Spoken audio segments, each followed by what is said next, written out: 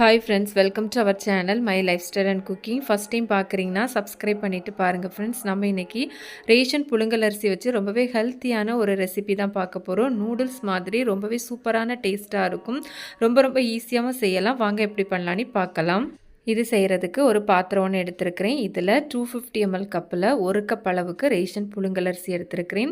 இது கூடவே கொஞ்சமாக சால்ட்டு சேர்த்து நல்லா தண்ணி சேர்த்து கழுவி எடுத்துக்கலாம். இந்த மாதிரி நல்லா கையை வச்சு பிசைஞ்சு கழுவி எடுத்துக்கோங்க. ஒரு 3லேருந்து ஒரு 4 நேரம் நம்ம கழுவி எடுத்துக்கலாம்.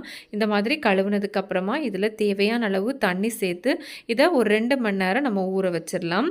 இப்போ இது இருக்கட்டும். இப்போ 2 மணி நேரத்துக்கு அப்புறமா நமக்கு அரிசியெல்லாம் நல்லா ஊறி வந்திருக்கு, பார்த்தாலே தெரியும். இப்போ அதில் இருக்க தண்ணியை ஃபில்டர் பண்ணிவிட்டு அரிசியை மட்டும் எடுத்துகிட்டு வந்துடலாம். இப்போ இந்த அரிசி வந்து ஒரு மிக்ஸி ஜாருக்கு மாற்றி எடுத்துக்கலாம். நீங்கள் 2 பேட்சாக அரைச்சி எடுத்துக்கோங்க. அப்போ நமக்கு அரைக்கிறதுக்கு ரொம்பவே ஈஸியாக இருக்கும்.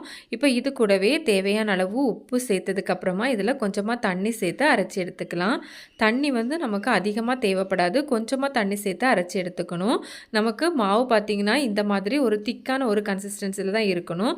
ரொம்ப லூஸான பேட்டர் மாதிரி இருக்கக்கூடாது. உங்களுக்கு எடுத்து காமிக்கிறேன் பாருங்கள். இந்த மாதிரி நமக்கு கையில் எடுத்து உருட்டும் போது இந்த மாதிரி உருட்ட வரணும். இந்த மாதிரி ஒரு கன்சிஸ்டன்சியில் அரைச்சி எடுத்துக்கோங்க. தண்ணி வந்து அதிகமாக சேர்க்க வேண்டாம். இப்போ நம்ம அரைச்சி எடுத்துருக்கிற மாவெல்லாம் ஒரு பாத்திரத்துக்கு மாற்றி எடுத்துக்கலாம். நான் இங்கே வந்து 2 பேட்சாக அரைச்சி எடுத்துருக்கிறேன். மாவு பார்த்திங்கன்னா இந்த மாதிரி ஒரு கன்சிஸ்டன்சியில் தான் இருக்கணும். இப்போ இதில் கூடவே ஒரு டேபிள் ஸ்பூன் போல் எண்ணெய் வந்து சேர்த்துக்கலாம். சேர்த்து இதை இப்போ நல்லா சாஃப்டாக பிசைஞ்சு எடுத்துக்கோங்க. மாவு பார்த்திங்கன்னா ரொம்ப டைட்டாக இருந்தாலும் நமக்கு வந்து கரெக்டாக வராது. அதனால் கொஞ்சம் இந்த மாதிரி ஒரு கன்சிஸ்டன்சியில் வர மாதிரி பார்த்து தண்ணி சேர்த்துக்கோங்க. தேவைப்பட்டால் தண்ணி கொஞ்சமாக சேர்த்துக்கோங்க. அடுத்ததாக நான் இங்கே இந்த மாதிரி ஒரு ஆயில் கவர் எடுத்துருக்கிறேன், எண்ணெய் கவர் எடுத்துருக்கிறேன். இதில் நம்ம ரெடி பண்ணி வச்சுருக்க மாவை வந்து சேர்த்துக்கலாம். ஒரு பாதி மட்டும் இதில் சேர்த்துருக்கிறேன். இந்த மாதிரி ஒரு எட்ஜில் சின்னதாக ஹோல் வந்து போட்டுக்கலாம். இப்போ இதை நான் இந்த மாதிரி ஸ்டீமர் பிளேட், ஹோல் உள்ள பிளேட்டில் வந்து நான் வந்து இந்த மாதிரி புழிஞ்சி எடுத்துருக்கிறேன். புளியறதுக்கு ரொம்ப ஈஸியாக தான் இருக்கும். நம்ம நார்மலாக கோதுமை மாவு வச்சு இந்த மாதிரி நூடுல்ஸ் பண்ணுவோம். அது புளியறதுக்கு ரொம்ப கஷ்டமாக இருக்கும். இது ரொம்ப ரொம்ப ஈஸியாக தான் இருக்கும். இந்த மாதிரி புழிஞ்சி எடுத்துக்கோங்க. உங்களுக்கு ஒருவேளை புளியும் போது கஷ்டமாக இருந்ததுன்னா மாவு வந்து ரொம்ப டைட்டாக இருக்குன்னு அர்த்தம். அப்படின்னா மாவில் கொஞ்சம் கூட தண்ணி சேர்த்து பிசைஞ்சிட்டு திருப்பி புழிஞ்சி எடுங்க. ரொம்ப ஈஸியாக இருக்கும். நான் திருப்பி கொஞ்சம் வந்து இந்த மாதிரி இடியாப்ப அச்சிலையும் சேர்த்து புழிஞ்சி எடுத்துருக்கிறேன். இட்லி பிளேட்டில் வந்து கொஞ்சம் ரெடி பண்ணி எடுத்துருக்கிறேன், 2 பிளேட்டு. இப்போ நம்ம இதை ஆவியில் வேக வச்சிடலாம். நான் இங்கே வந்து இட்லி பாத்திரம் எடுத்துருக்கிறேன். அதில் கீழே இட்லி பிளேட் வச்சுட்டு அதுக்கு மேலே ஸ்டீமர் பிளேட் வச்சுருக்கிறேன். இப்போ நம்ம இதை மூடி வச்சு மீடியம் ஃப்ளேமில் ஒரு 10 நிமிஷம் வேக வச்சு எடுத்துக்கலாம். இப்போ 10 நிமிஷத்துக்கு அப்புறமா நமக்கு நல்லாவே வெந்து வந்துட்டு இப்போ நான் வெளியே எடுத்து வச்சுருக்கிறேன். நல்லா ஆறுனதுக்கப்புறமா இந்த மாதிரி எடுக்கிறதுக்கு ரொம்ப ஈஸியாக தான் இருக்கும். இந்த மாதிரி கையை வச்சு எடுத்து விட்டுக்கோங்க. இந்த மாதிரி தனித்தனியாக ஒன்று ஒன்று பிரித்து எடுத்துக்கலாம். எண்ணெய் கவர் இல்லை, இந்த இடியாப்ப அச்சில் கூட நீங்கள் வந்து ஈஸியாக புழிஞ்சி எடுத்துக்கலாம்.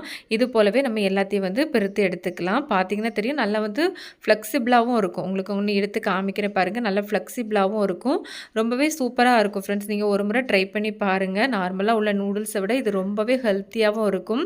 கண்டிப்பாக பசங்க நூடுல்ஸ்னு கேட்டாங்கன்னா இந்த மாதிரி கொடுத்து பழக்கி பாருங்கள். டேஸ்ட்டுமே ரொம்ப நல்லாயிருக்கும். நான் இப்போ வந்து எல்லாத்தையும் வந்து இந்த மாதிரி ரெடி பண்ணி எடுத்து வச்சுருக்கிறேன். அடுத்ததாக நான் இங்கே வந்து ஒரு பேன் வந்து ஸ்டவ்வில் வச்சுருக்கிறேன்.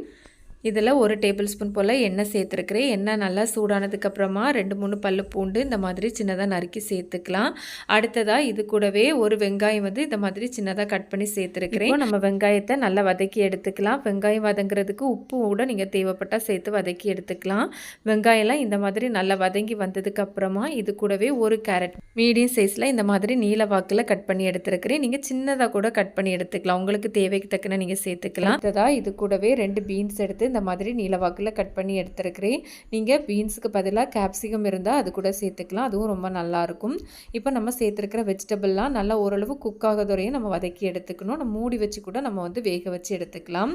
இப்போ இது வேகட்டும். இந்த டைமில் ஒரு மிக்ஸி ஜார் எடுத்துருக்கிறேன். அதில் நல்லா பழுத்த தக்காளி பழத்தில் 1 சேர்த்துருக்கிறேன். கூடவே 1/2 டீஸ்பூன் அளவு சுகர் சேர்த்து இந்த மாதிரி நல்லா பேஸ்ட்டாக அரைச்சி எடுத்துக்கலாம். இப்போ பார்த்தீங்கன்னா நமக்கு அந்த சேர்த்த வெஜிடபிள்ஸ் எல்லாம் நல்லா வதங்கி வந்துட்டு இந்த டைமில் ஃப்ளேமை நல்லா சிம்மில் வச்சுட்டு இது கூடவே 1/4 டீஸ்பூன் அளவு வந்து கரம் மசாலா, 1/2 டீஸ்பூன் அளவு வந்து சிக்கன் மசாலா, 1/2 டீஸ்பூன் அளவு வந்து சிக்கன் 65 மசாலா சேர்த்துருக்கிறேன். நீங்கள் இதுக்கு பதிலாக வத்தல் பொடி, கரம் மசாலா கூட சேர்த்துக்கலாம். இதெல்லாம் சேர்த்ததுக்கப்புறமா ஃப்ளேமை சிம்மில் வச்சுட்டு நல்லா அந்த பச்சை வாசனை போகிறதுலையும் மசாலாவை வதக்கி எடுத்துக்கலாம். அடுத்ததாக இதில் நம்ம வந்து அரைச்சி வச்சுருக்கிறோம்ல தக்காளி பழம், அதை வந்து சேர்த்துக்கலாம். சேர்த்துட்டு தக்காளி பழத்தோட பச்சை வாசனை போகிறதுவரையும் நம்ம நல்லா கலந்து எடுத்துக்கலாம். நீங்கள் சாஸ் ஏதாவது சேர்க்குறதா இருந்தால் நீங்கள் இந்த மாதிரி தக்காளி பழம் அரைச்சி சேர்க்க வேண்டாம். இந்த டைமில் சாஸ் வந்து சேர்த்துக்கோங்க. கூடவே தேவையான அளவு உப்பு சேர்த்துக்கலாம். நான் இங்கே சாஸ்லாம் எதுவும் சேர்க்காம இந்த மாதிரி சிம்பிளாக தான் செஞ்சுருக்கிறேன். இந்த மாதிரி நல்லா எல்லாம் வதங்கி வந்ததுக்கப்புறமா நம்ம ரெடி பண்ணி வச்சுருக்கிற ரைஸ் நூடுல்ஸை வந்து சேர்த்துக்கலாம். சேர்த்து நல்லா வந்து கலந்து விட்டுக்கோங்க. அந்த மசாலா எல்லாம் நல்லா வந்து சேர்ந்து வர மாதிரி கலந்து எடுத்துக்கலாம். ரொம்ப ரொம்ப ஹெல்த்தியான ஒரு நூடுல்ஸ் ஃப்ரெண்ட்ஸ். நல்ல ஒரு சூப்பரான ஒரு பிரேக்ஃபாஸ்ட் டின்னர் ரெசிபி. கண்டிப்பாக மிஸ் பண்ணாமல் ட்ரை பண்ணி பாருங்கள். ஸ்கூல்லேருந்து பசியாக வர டைமில் இந்த மாதிரி ஹெல்த்தியாக செஞ்சு கொடுங்க. ரொம்பவே விரும்பி சாப்பிடுவாங்க. நம்ம சேனலில் ரேசன் ரைஸில் பண்ண நிறைய வெரைட்டியான பிரேக்ஃபாஸ்ட் ரெசிபி, ஸ்வீட் ஸ்நாக்ஸ் ரெசிபிலாம் இருக்குது. லிங்க் வந்து எண்டு ஸ்க்ரீனில் கொடுத்துருக்குறேன். கண்டிப்பாக தேவைப்பட்டால் செக் பண்ணி பாருங்கள். சேனலையும் விசிட் பண்ணி பாருங்கள். உங்களுக்கு கண்டிப்பாக யூஸ்ஃபுல்லாக இருக்கும். அவ்வளோதான் ஃப்ரெண்ட்ஸ், ரொம்ப சிம்பிளாக ரைஸ் நூடுல்ஸ் ரெடி பண்ணியிருக்கோம். கண்டிப்பாக நீங்களும் இந்த ரெசிபியை ட்ரை பண்ணி பாருங்கள். ட்ரை பண்ணி பார்த்துட்டு உங்களுக்கு எப்படி வந்ததுன்னு மறக்காமல் கமெண்ட்ஸ் பண்ணுங்கள். ரெசிபி வீடியோ பிடிச்சிருந்தால் லைக் பண்ணி ஷேர் பண்ணி சப்ஸ்கிரைப் பண்ணுங்கள் ஃப்ரெண்ட்ஸ். தேங்க்ஸ் ஃபார் வாட்சிங். பாய்.